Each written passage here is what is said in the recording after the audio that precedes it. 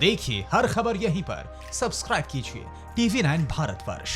The sixth step towards MSMEs is MSME के तहत छठा कदम है post-COVID trade fairs, exhibitions are going to be very difficult. Corona के बाद So we trade shall fair ensure that और e-market linkage exhibition जैसी provided चीज़ें बहुत मुश्किल हो गई across the हैं। board for all these MSMEs so that they're इसलिए अब able to हम find a market E market easily in the MSMEs absence को of मुहैया being able to कराएंगे ताकि वो participate in trade fairs which अपना cannot be प्रमोशन done कर in सके, this environment.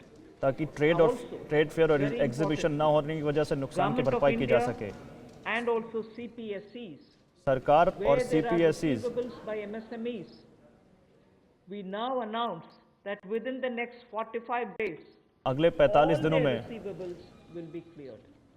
The CPSEs and Government of India will honor every MSME receivable within the next 45 अगले days. 45 दिनों में MSME से जो रिसीवेबल मिले उनको क्लियर किया जाएगा।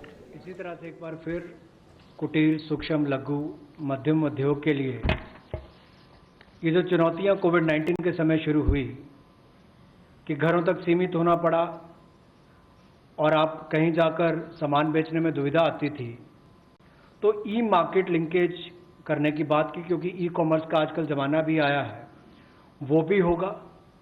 और इसके अलावा व्यापार मेलों में कैसे वो इन्वॉल्व हो सके, उनका शामिल होना हो, प्रदर्शनियों में उनकी पार्टिसिपेशन हो सके, इसके लिए कदम उठाए जाएंगे।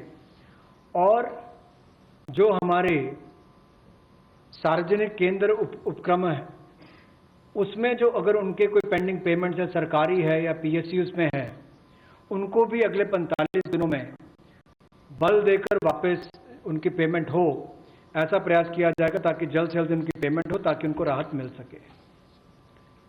I now move to talking about EPF. अब मैं EPF के बारे में बात You were करूंगी। aware during the Pradhan Mantri Garib Kalyan package, some measures were extended for the EPF. प्रधानमंत्री गरीब कल्याण योजना के तहत हमने In that, EPF के we कुछ had कदम said उठाए थे।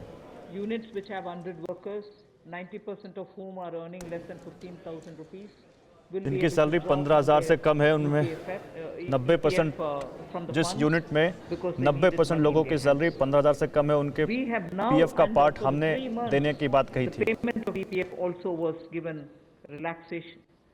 What I would now to say, like to say before you is अब मैं जो आपको बताना चाहूंगी वो है liquidity relief is being given for all EPF establishments. सभी EPF से जुड़े संस्थानों को In this, लिक्विडिटी रिलीज की गई है। 12% which is paid by the employer and 12 by the employee 12% कर्मचारी का और 12% नियोक्ता का। We extend the support which Government of India gave जो सपोर्ट for भारत सरकार ने another दिया 3 months. वो अगले 3 महीनों के लिए बढ़ाया जा रहा है। We had given it for March, April and May. हमने up to मार्च, 2020, अप्रैल और May 2020. मई के लिए ये The सहायता दी payments were थी, made into their eligible accounts by Government of India जो for हमने March, April and May. उनके खाते में 3 महीनों के Nearly लिए 3.6 भुगतान lakh किया। establishments benefited from this. Liquidity relief of करीब 3,67,000 कंपनियों को इसका crores फायदा होगा। to 72.22 lakh employees is now 72 being lakh proposed to से be ज्यादा provided कर्मचारियों को इसका extending फायदा this पहुंचेगा। contribution for the next 3 months also. अगले 3 महीनों के July, लिए उनको August, इसका फायदा और मिलेगा। June, July and August 2020.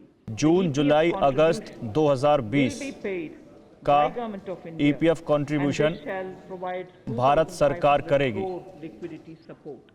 So ताकि what was given earlier उनको for March, April and May सहायता दी जा सके is now और उनके being पास extended पैसे to another बचे। 3 months, which हमने will 3 be महीने के लिए June, किया था, July and August, अब अगले 3 महीनों के लिए therefore जो कि we June, shall July, be अगस्त है, infusing हम 2,500 उसकी मदद crore करेंगे, उनकी मदद करेंगे। liquidity and 72.22 lakh 72 लाख से ज्यादा employees कर्मचारियों को इसका फायदा होगा। 1,70,000 करोड़ के प्रधानमंत्री गरीब कल्याण पैकेज में एक सुविधा दी गई थी कि EPF जो है, प्रोविडेंट फंड जो है, वो 12% जो कर्मचारी उसका भी और जो नौकरी देने वाला उसका भी 12% भारत सरकार देगी। और ये पहले 3 महीनों के लिए हमने किया था जिसकी भुगतान कर भी दिया गया पहले 2 महीनों के लिए, और इसको अगले 3 महीने और बढ़ा दिया जाएगा। इसका प्रावधान भी जून, जुलाई और अगस्त के लिए कर दिया गया है। 3,67,000 ऐसी संस्थाओं के 72,22,000 ऐसे कर्मचारियों को इसका लाभ मिलेगा। जब कर्मचारी का 12% हिस्सा भी और नियोक्ता जो नौकरी देने वाला है उसका 12% हिस्सा भी भारत सरकार देगी, और ये कुल मिलाकर 2500 करोड़ के लगभग का लाभ इनको मिलेगा। फिक्र आपकी, सोमवार से शुक्रवार रात 9 बजे सिर्फ TV9 भारतवर्ष पर।